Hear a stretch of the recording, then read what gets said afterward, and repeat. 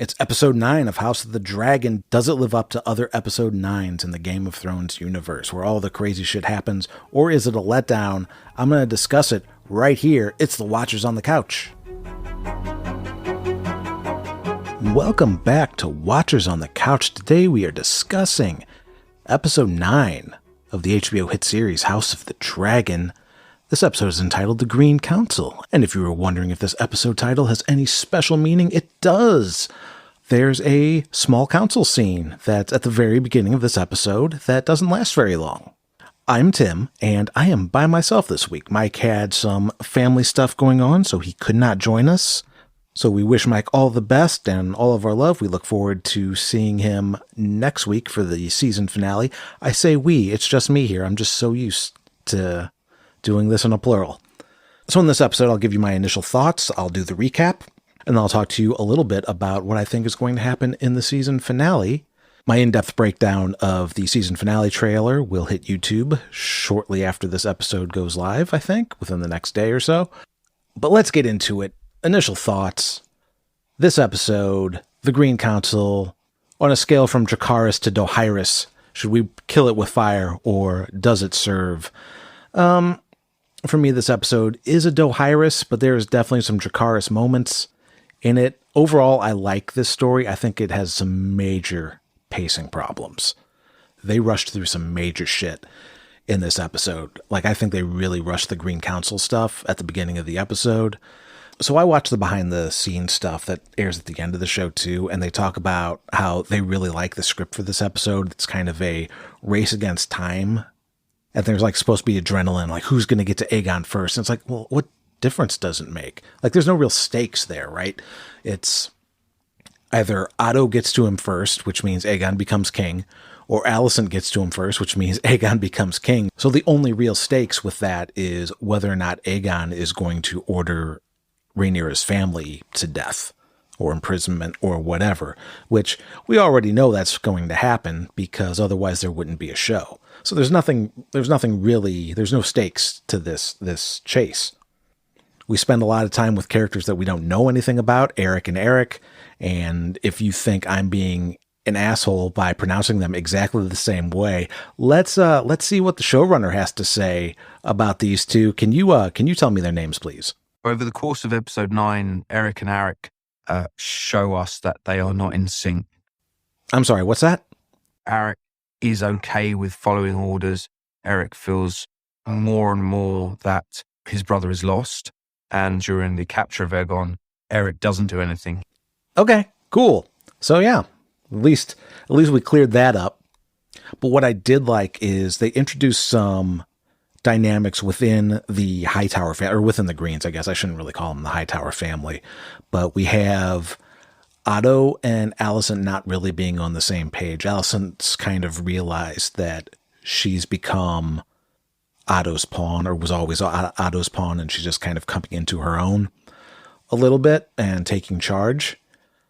So I'm hoping they don't rush through that. I know this show is the blacks versus the greens, as it appears in Fire and Blood for the most part, but it would be interesting to add that extra little flavor to make the show a bit more interesting. Otherwise, the conflict's really binary, and it's not that compelling long term, I don't think, unless Dance of Dragons is only a season long, and then the further seasons of House of the Dragon include things beyond the Dance of the Dragon.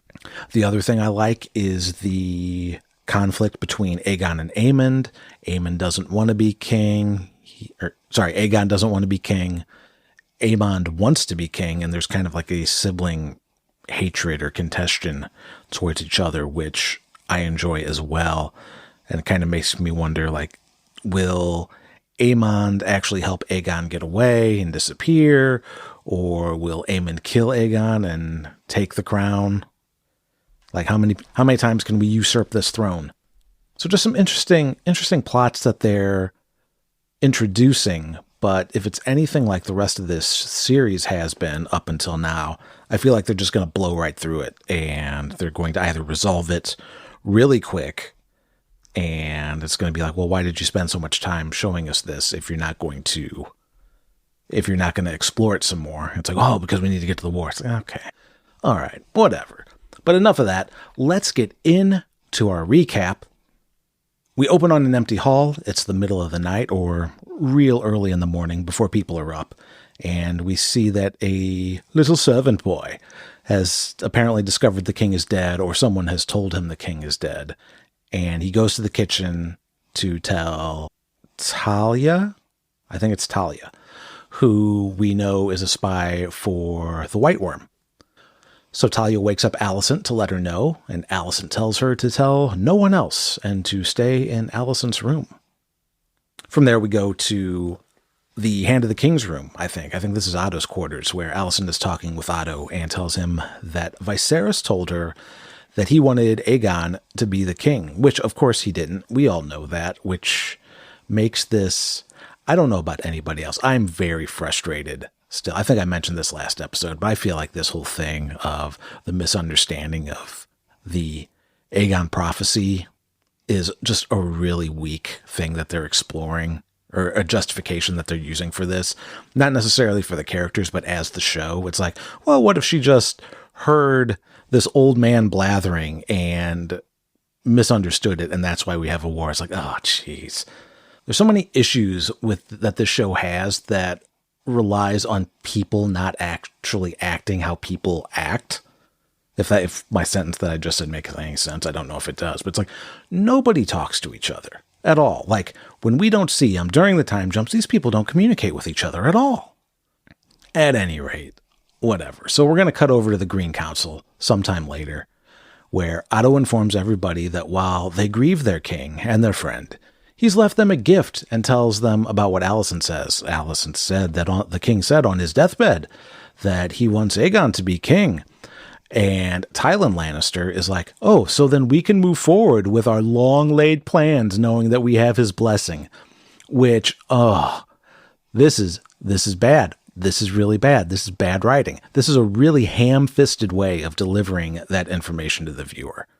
It is so forced. It's like, well, why don't you twirl your mustache while you're at it, Tywin? Jesus Christ.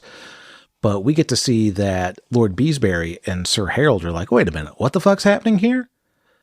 And Alicent isn't keen on this either. I mean, she knows she wants Aegon on the throne, but she's like, wait a minute. You've been planning on installing my son on the throne without consulting me? But, like, she shouldn't feel alone. They didn't include Lord Beesbury here either, so he's not having any of it. He even says, I will not have this. I'll have the soup, thank you. He's known Viserys for longer than anyone, and he's not buying this bullshit that suddenly Viserys changed his mind. He stands up and says, by all accounts, the king was well last night, which I don't know what fucking accounts those are, because this old bean hasn't been well in 20 fucking years. But no matter, he insinuates that the king was probably killed. So then Criston Cole, piece of shit that he is, tells the old man to sit down and then slams his head into the table, busting Lord Beesbury's skull into one of those stupid speaking balls that they all have, which is that's probably the only reason they're even in this show for this scene. We don't see them in Game of Thrones. This is something they invented for House of the Dragon. And it's probably just so they could have this scene. It's like, oh, well, what if we slam this guy's head onto it at some point? Well, why would that ball be there? It's like, well, because we're going to introduce them as something Viserys likes. He likes speaking balls. It's like, okay. But yeah, Cole straight up murders this guy.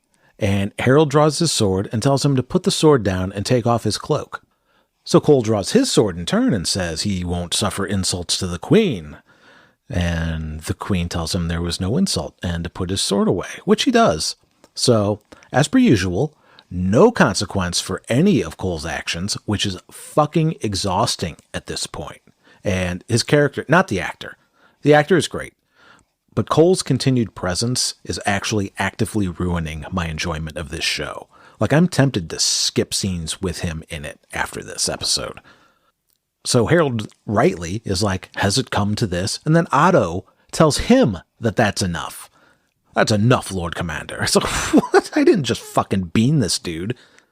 I didn't turn Lord Beesbury into Lord Beesburied. Fuck you. But then the High Maester is like, let's have this body removed. And Otto is like, no, everyone stays here until we are done. Alicent asks, what about Rhaenyra? And Otto tells her that, well, she and her family can't remain free.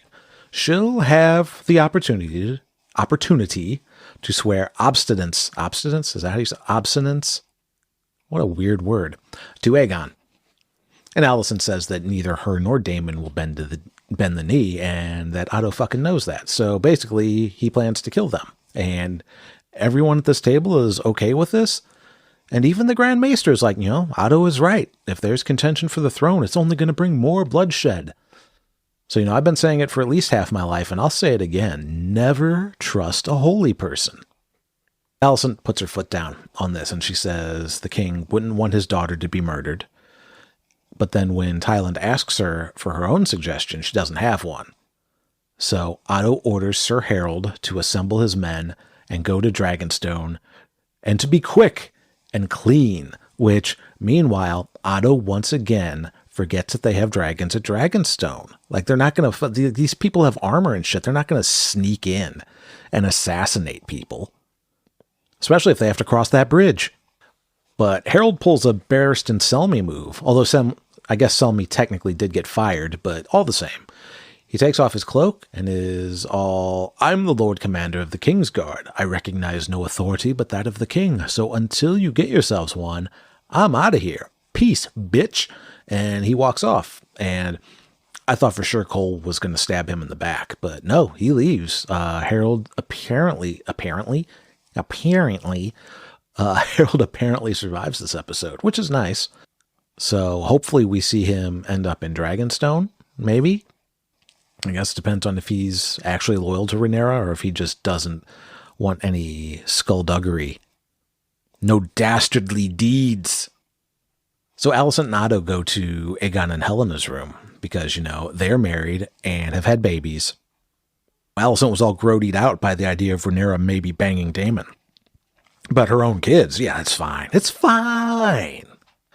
Helena says Aegon isn't here, so Otto leaves to look for him, and Helena asks what's happened, and when Alicent starts to tell her about Viserys, she goes back into this whole there's a beast beneath the boards thing, which Mike and I thought last episode that might be code for the spy network, but we actually find out later that it was pretty fucking literal, so that's cool. So Otto tells Sir Eric, not Eric, to go find Aegon, but to take his brother Eric. So I think I'll call them Eric and Eric from now on, because you can't trust anybody to understand what that is. I think even the closed captioning gets confused. Like the subtitles, I'm pretty sure mixed up their name at least once. But yeah, take your brother, remove your cloaks, and tell no one who they are looking for, not even the queen, and to bring Aegon to Otto, and Otto alone. Rhaenys wakes up and to find out that she's locked in her room, and she sees from her window that people in the keep are getting locked up, including Talia the spy. And outside the bars, though, is Lara Strong, who I thought could not be a more creepy fuck, but boy, did this show put him on a rocket ship to Planet Creepsville. But we won't rush into that. So Alicent knows that Otto sent Eric out, presumably from Larys. She sends Cole out to find Aegon, and Aemond basically tells her that he's going to come with because Eric isn't the only one who knows what a piece of shit his brother is and what he gets up to.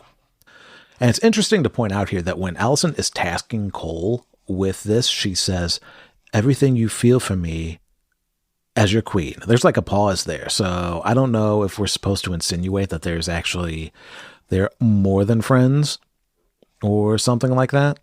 But Cole and Aemond are in Flea Bottom looking for Aegon when Aemond takes Cole to a house of ill repute, I think is how you would say that.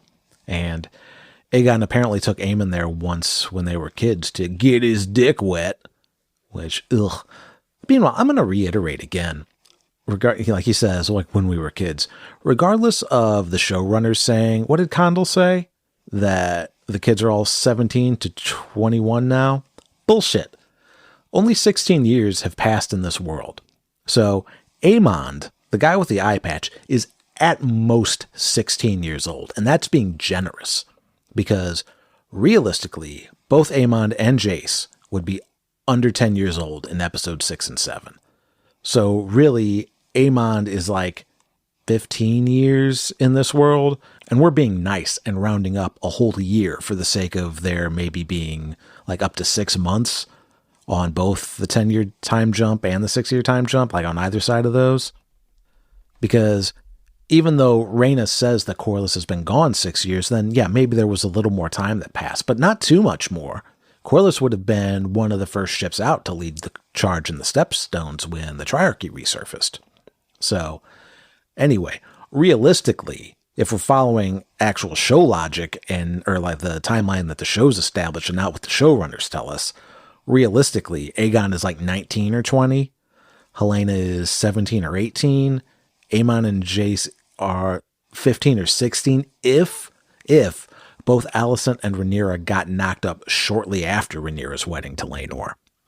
But Rhaenyra said that she and Laenor tried for a while first, before she hooked up with Harwin. So Jace is probably more like 14 or 15. Luke less than 14. And then Joffrey about 6.5 at this point.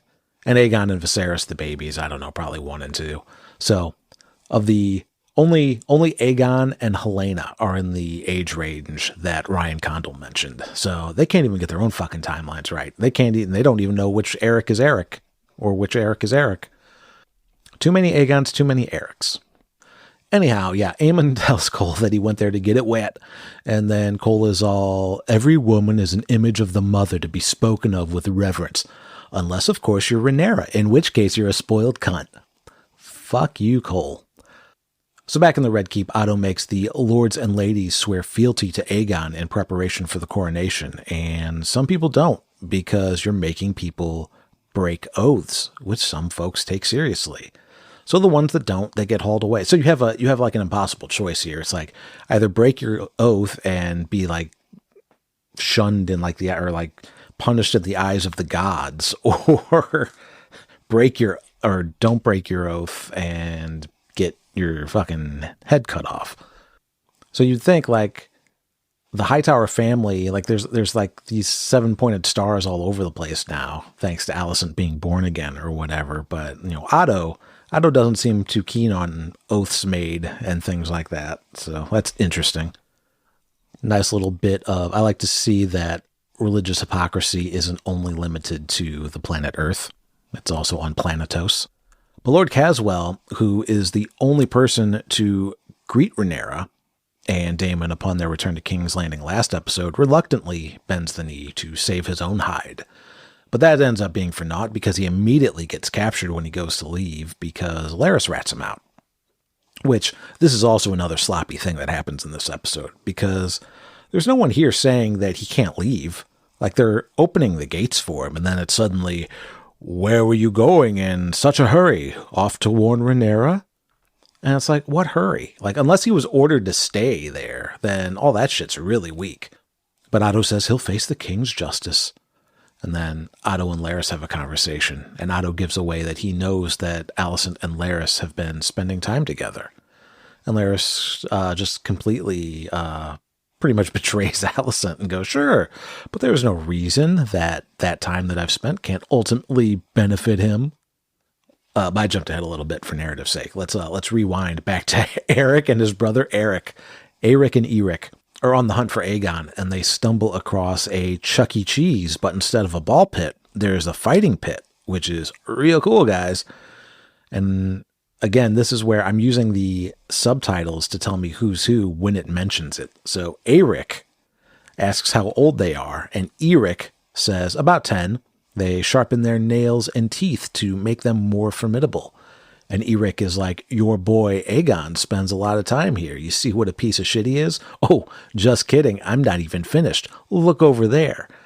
He's fathering bastards and leaving them to fight in the Kitty Fight Club. And this is where I think the closed captioning gets screwed, because in the closed captioning, or the subtitles, it says, Eric is like, something must be done about this. Aegon is unfit to rule. And you, Eric, have been tolerating this. And then Eric tells him, because it's his sworn duty, Eric. They swore an oath of service until death. So I don't know if I don't think I got confused. I think I read those subtitles right. But at any rate, one of White Worm's contacts approached them telling them that she'll give the whereabouts of Aegon to the hand of the king.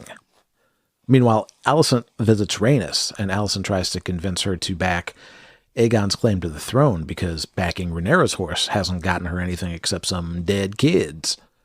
And we find out that apparently Rhaenys' dragon is locked up. I'm not sure how one does that. Like, if a dragon doesn't want to be locked up, but that's fine. I get there's dragon handlers, but still. Without the dragon, Rhaenyra might be compelled to negotiate, as long as Rhaenys is under lock and key. Alicent tells Rhaenys that she should have been queen, but they do not rule. They guide the men that do. That is their role. Rhaenys tells her that she toils in the service of men and asks her if she's never imagined herself on the throne. And Alicent leaves her and says she'll await Rhaenys' decision. Meanwhile, throughout some of this, Aemon's been venting to Cole about how it's kind of bullshit that they're searching for his wastrel brother who doesn't even want the crown, and that he'd be more suited to it because he reads histories, he trains with the sword, and Aegon is just a creep. But they spot Aeric and Eric with Otto speaking with the White Worm, and we get what appears to be a genuine reaction from Otto when he finds out that the White Worm is Mysaria. Is that her name? Mysaria, which no points for me on that one because I was suspecting that he knew it was her and that they might have been in contact even earlier. Because a lot of the shit that Daemon supposedly does throughout this season, like the heir for a day toast, for instance, all that shit always happens off screen, and we find out through hearsay. So I suspected that Daemon actually never really said the heir for a day thing, and it was actually Mysaria who told Otto he said that, but seems like that is not the case. Anyway, White Worm's whole thing here is that she's nabbed Aegon and is hiding him, but she'll give the information over if the Kitty Fight Club gets shut down. And Otto says he'll look into it. She has his word. And I'm translating all of that for the people that couldn't get past Mysaria's accent in this scene, because I actually really haven't been bothered with it up until this episode. And even I have to admit that this was fucking rough, man. Her accent isn't even consistent between episodes. And this one was pretty obnoxious. Anyway, Aegon's apparently hanging out in the Sept, or temple, or I think it's a Sept. The closed captioning says that Eric tells Aegon that his location was sold out for a price, and then Aegon asks why they paid it, which makes Eric look at his brother. But Aegon tries to split. He says he wants his mommy and goes to run, but Eric says that the hand will meet him outside the city walls. Aegon makes a run for it, gets tackled by Eric, who tells him that he flees what other men die seeking. And then Eric starts hauling him down the steps when he's confronted by Cole and Aemond. And Aegon makes another break for it, and Aemond gives chase while Cole and Eric have it out. And here's the thing. I'm actually remembering that this is Eric doing this, but I have Eric in my notes because in this scene, he shouts up to his brother, if you're going to help, and it says that Eric says this, not Eric, but Eric is the one fighting Cole. So the subtitles, again, fucked up. They mixed up their Erics. Aemon and Aegon exchange some words in their struggle, Aemon hoping that Aegon had disappeared, that their father is in fact dead, and they're going to make him king. So Aegon spits in his face, tries to get away again. Eric calls out if his brother's going to help him, but it says Eric in the captioning, which fucked my notes up.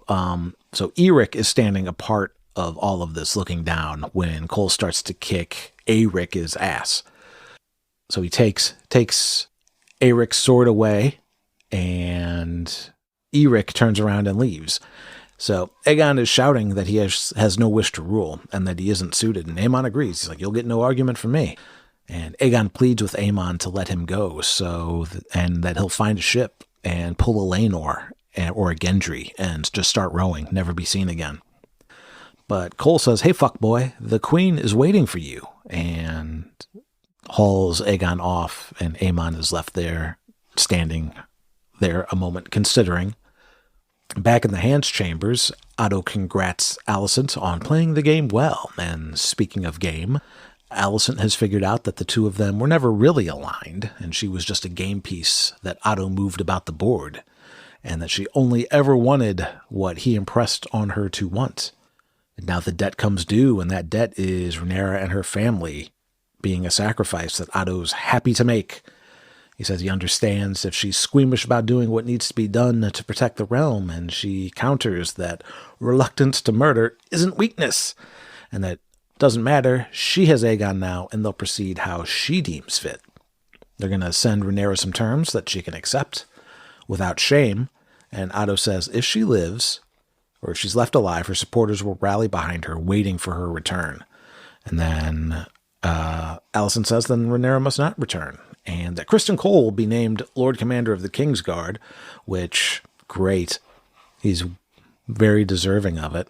But they're not going to drag their feet. Aegon's getting anointed at dawn tomorrow.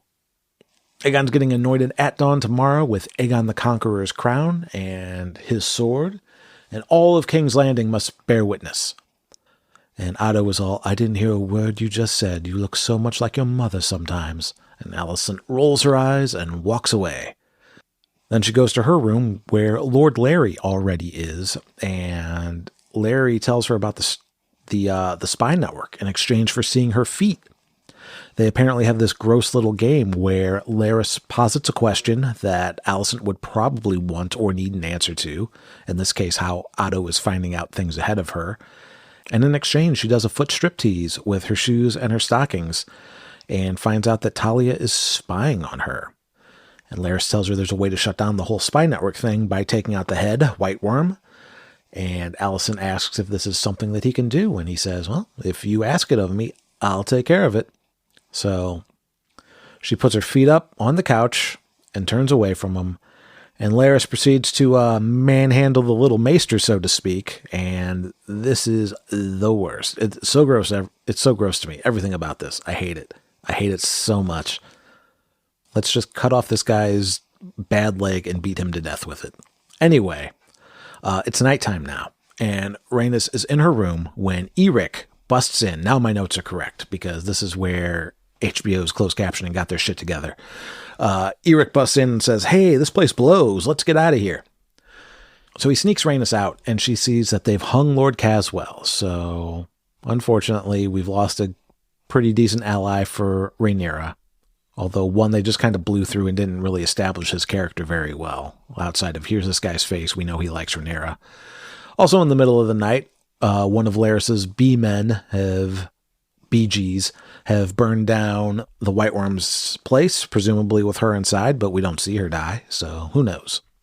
It's immediately morning again, and Rhaenys and Eric are still in the streets of King's Landing, and Rhaenys wants to get to the dragon pit, to her dragon. And Eric is like, nope, that's the first place they're going to look. Which, okay, but she's the one with the dragon, so unless Aemon is going to wake up and get down there with his dragon, what the fuck does that matter? But he says, nope, you got to get on a boat. But there's a commotion for the coronation, separates Eric and Rhaenys goes her own way. While Alicent and Aegon share a cab to the keep, where Aegon is still mopey and is like, Dad didn't want me to have this, he didn't like me.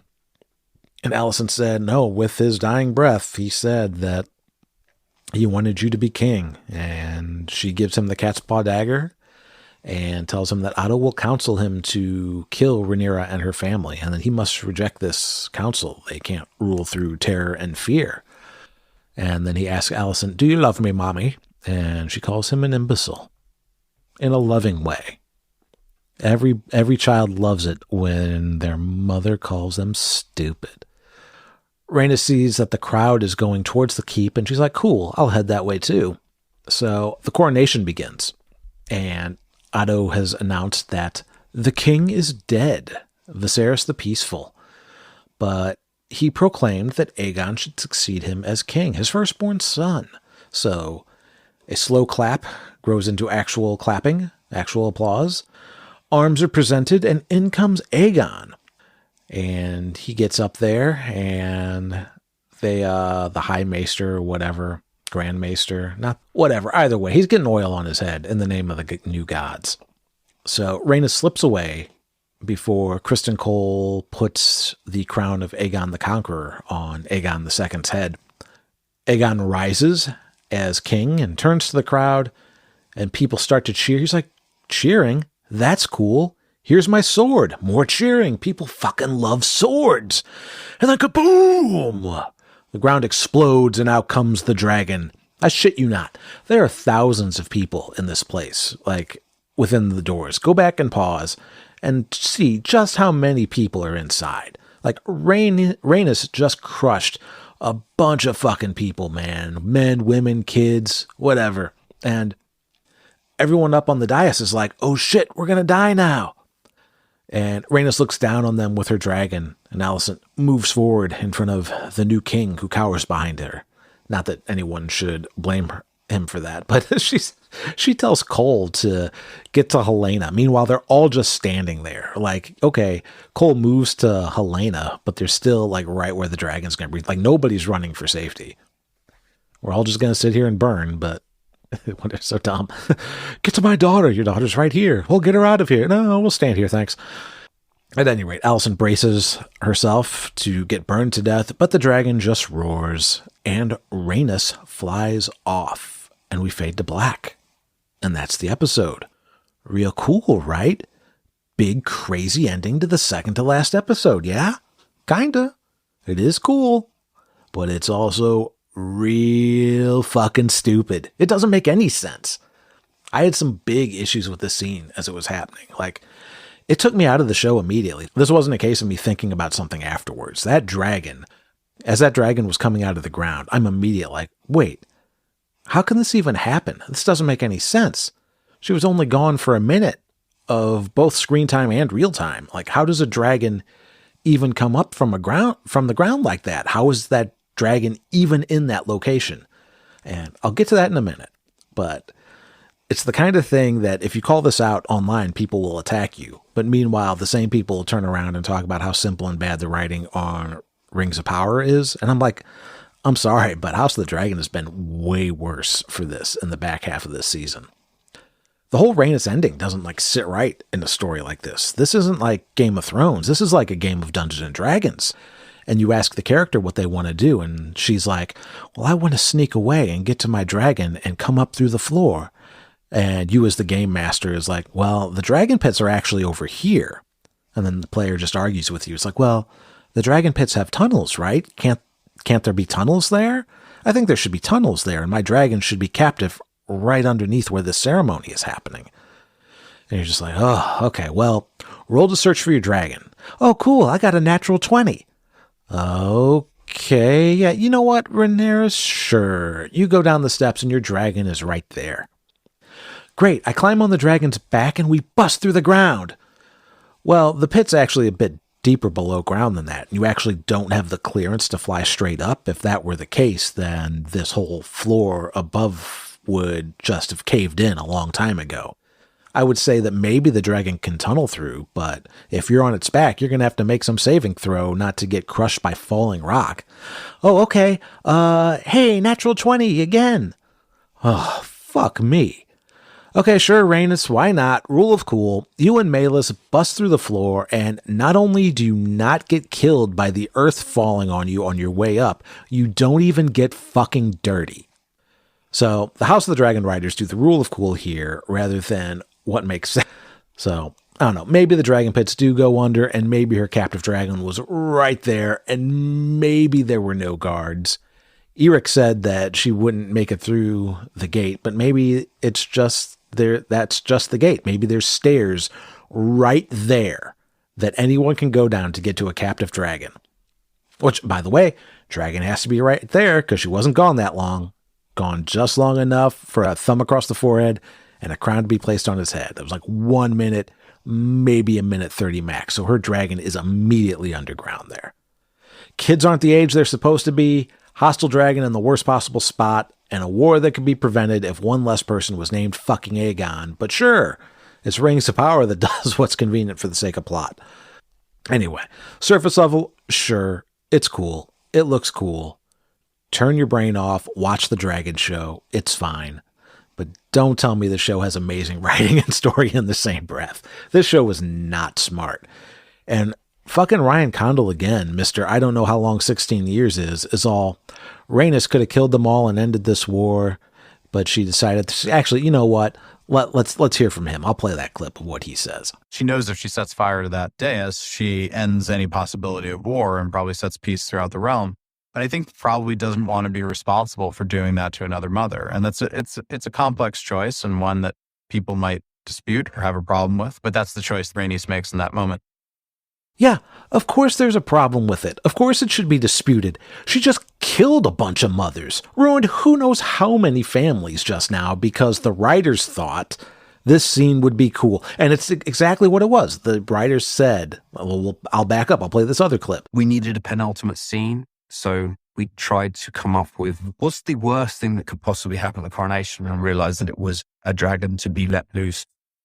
So Miguel just says, we need, what can happen here? What if a dragon came up? That's all. That's the extent of thinking that went into this scene. This scene would look cool. And then we find out that the rationale is that she doesn't want blood on her hands. So she's just going to peace out and let this war happen. Which, guess what? Doing that puts blood on her hands. And you've made Rhaenys not to be a fucking imbecile. So she'd probably make that connection. So call it what it actually is. You wanted to write in a crazy dragon moment, so everybody goes, oh shit, man, on social media. They're, oh shit, did you see that? That shit's crazy. But you can't have her torch these people because then the story's over. No season 2 if the Hightowers get burned to death. So instead you just bullshit some lame justification on the behind the scenes that the character you've established probably wouldn't really have. But yeah, fine. It looked cool. Good job, guys. So I know I ranted a bit there. But, you know, I really did enjoy the episode for the most part. But these behind the scenes things, man, I don't know. Maybe I need to stop watching it, but I feel like I need to, I feel like I have to, if Mike's not going to watch them, I have to watch it. Like somebody needs to know the behind the scenes to bring it to you, the people. So I'll be doing a breakdown of the episode 10 trailer, the trailer for the season finale. That will be up on YouTube probably within the next day or two. I did watch the preview already, but only once. So my speculation is slightly tainted, but not too much. I haven't deep dived into it yet, but it seems obvious that we should see the Rhaenyra and Daemon side of things in Dragonstone after this full episode spent in King's Landing. We know that the throne is the major source of conflict. Again, I haven't read Fire and Blood, but I suspect we'll see the death of somebody in the finale. So, because so far the stakes have just been who's going to get the throne, right? Like there hasn't been any major blows to either side in this conflict. It's basically just been a series of setbacks on either side. So if I come at this from the angle of a writer or a storyteller or a dungeon master or what have you, something catastrophic needs to happen to either Rhaenyra or Alicent to really set them against each other. So last we saw them together, they were estranged from each other and combative, but it ended with maybe some common ground. So at any rate, fuck that. We need to scorch the earth for that finale, right? And what better way to do that than to kill one or more of the kids to really vilify the other side. And if I had to put money on it, which I absolutely won't because I was convinced going into this episode that Harold was a goner, but I think we could see Helena or Luke killed in this finale. I think if Helena got killed, that it would be kind of a tragic accident kind of thing that crazy Alicent just blames on Rhaenyra and her family. But I can absolutely see tensions rise enough that Aemond gets revenge on Luke and kills him, throwing a whole wrench into whatever compliance Alicent is hoping to get from Rhaenyra to recognize Aegon's claim. The other thing I could potentially see is I could see Otto getting killed by Daemon if he shows up in Dragonstone again, which could have Alicent pull the offer of mercy altogether from the table. I think that would feel rushed, though, and I really hope they don't do that, because this daughter versus father and brother versus brother thing that came out of this episode is probably one of the more compelling threads that came out of this episode. Up until now, it's like, will Rhaenyra get the throne, which has been kind of meh. We know she won't, otherwise there's no story. Like, that's the conflict.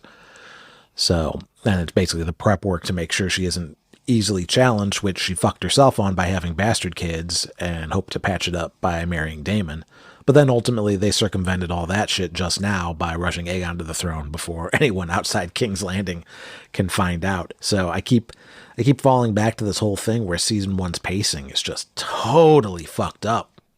Like, if you're rushing through season 1 as setup just to get to season 2, then maybe you should have rethought the structure of your season 1, man, because they just breeze through some of the stuff that matters for the characters, or it happens off screen.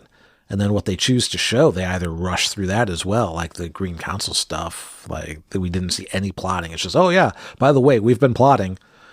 Or other stuff just takes way too fucking long. We'll save the mailbag until Mike gets back. He should be back next week. As far as podcast news goes, remember that after House of the Dragon wraps up, we will be doing His Dark Materials Season 3, and that's going to start in December. So Mike and I are taking November off, and you have plenty of time, if you have not watched His Dark Materials, to start watching it and catch up and hopefully join us for Season 3. We have coverage of Season 2. I think we did 5 episodes for Season 2. Some of those cover 2 episodes at a time. Season 2, some of the episodes fell during the Thanksgiving holiday and Christmas holiday last year, so we had to roll 2 episodes into one. So I think there's 5 episodes of Season 2 total. Check those out. I'll be putting those up on our YouTube if you want to see the video of us from a couple years ago. Those will be going up on the Watchers on the Couch YouTube in the days following the House of the Dragon finale. But that's going to do it for this episode. Thank you for joining me. Hopefully you stuck with me. I know it's a little weird when there's just one person talking to nobody. It feels very weird for me. Like, I already missed having a third co-host. Now it's just me alone on this island. Is there anybody out there? But come back next week. Mike and I will be together once again as we cover House of the Dragon, Episode 10, the season finale, The Black Queen. And now my watch has ended. Until next week. Don't get your... Hey, if you made it this far into the show, let me just say thanks. It means a lot that you take the time to listen to us goof around, and we'd love to hear from you and let us know how we're doing. Consider leaving us a review on Apple Podcasts, Podchaser, or wherever you leave your podcast reviews, and reach out on any of our various social media channels. Links in the description.